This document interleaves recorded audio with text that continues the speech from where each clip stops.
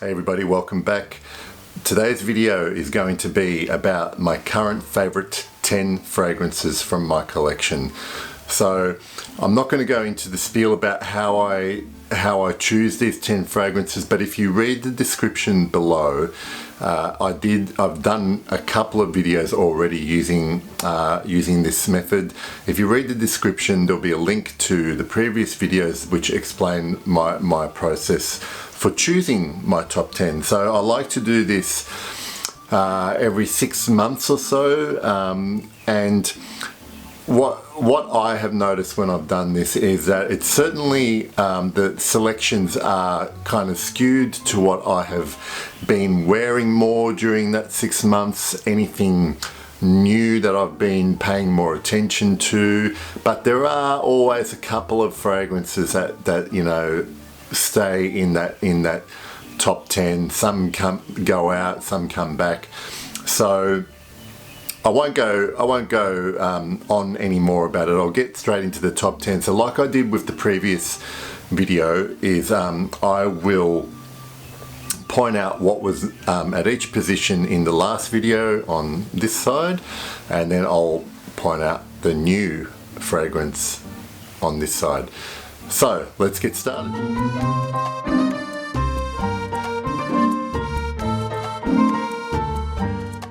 Okay, so back 6 months ago, my number 10 position was a fragrance from Guerlain. It's my favorite Guerlain fragrance. It's my only Guerlain fragrance, and that's why I have a bottle.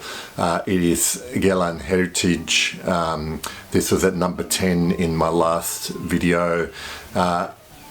In this video, at number 10 is a brand new entry. It's from the house of Maison Francis Kurkdjian. It is Absolu pour le Soir.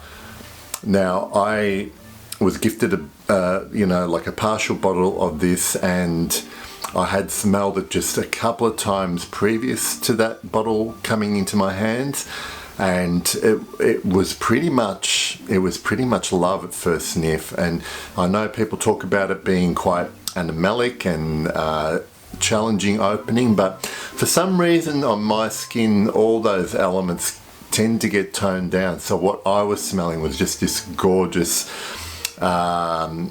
honey, slightly animalic honey and ambery fragrance, and I just felt sexy wearing it. So that's Absolu pour le Soir at number 10. It's a new entry.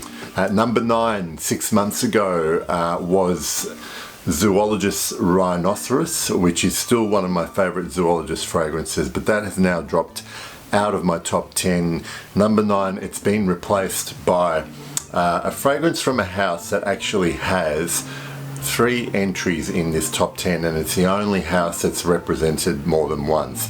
That house is Histoire de Parfum, and at number 9 I have 1969 Parfum de Devote. The simplest way to describe is a gorgeous peach and dark chocolate rose fragrance, unisex. Some might say it leans a bit femme, but I love this fragrance, and for me this fragrance was a slow burn. As you can see that it's come into the top 10 now. At the first time I tried it, I didn't know if I was going to like it or persist with it, but I had a small little travel size, and now that's been promoted to a bigger size bottle. So that's 1969 by Histoire de Parfum. Okay, 6 months ago, number 8, I had Nasomato's Baraonda. It's still my favorite Nasomato. It's still a great fragrance as far as I'm concerned. But since then, I received probably a little 5ml sample of this fragrance. It's the second Histoire de Parfum in this top 10, and this one is yet another amber fragrance. It's Ambre 114. Now, what I can say about this is, even though I have several amber fragrances, this is just one of the smoothest, fluidy ambers I can think of. It's like amber lava dripping down your body when you're wearing it.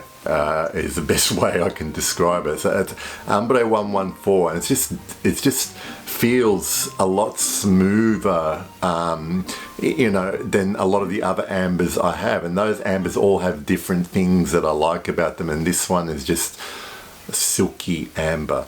At number 7, last time was Diptyque's 34 Boulevard Saint Germain, which is still one of my favourites, but this time at number 7 is the third Histoire de Parfum, so they all came in 9, 8 and 7, and this I've spoken about before, I've done reviews for. It's still my favourite Histoire de Parfum, one of my favourite fragrances of all time. It's 1740 Marquis de Sade, Leather, Immortel, Oud, Patchouli. It's just got all that nice funkiness that all blends and works really, really well. At number 6, last time I had one from Christian Dior. It was Eau Sauvage Parfum, the original 2012 formulation.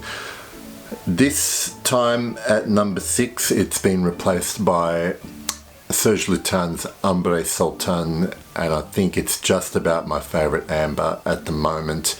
I love its herbally opening, its spiciness. It develops a lot more than a lot of ambers have, and it has great longevity on me, and I really, really love it. That's Ambre Sultan. Now at number 5, I had Ambre Sultan last time, so that's dropped down one spot. At number 5 for this list, I have one that, you know, I just fell in love with when I had a tiny sample. I got through that sample, and it was one of the few times when I finished a sample and decided that I couldn't wait to get any more, and I you know, I lashed out and bought a bottle. It's one of the most expensive bottles that I've paid for. And it is Le Mat by Menditorosa Talismans. It is best described as Immortel Rose, spiciness. It's just like wearing a warm rose burnt caramel blanket. It's just gorgeous. Le Mat by Menditorosa. Okay, number 4. Last time I had Yves Saint Laurent's M7 Oud Absolu. At number 4 this time around, I have a staple in my favourite fragrances. It is from Parfum d'Empire.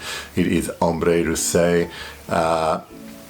It's slightly different type of amber in that there is more ambergris to me in this, but it's also boozy with notes of vodka and champagne there as well. Last time at number 3, I had a fragrance that was from Costume National. It was Soul.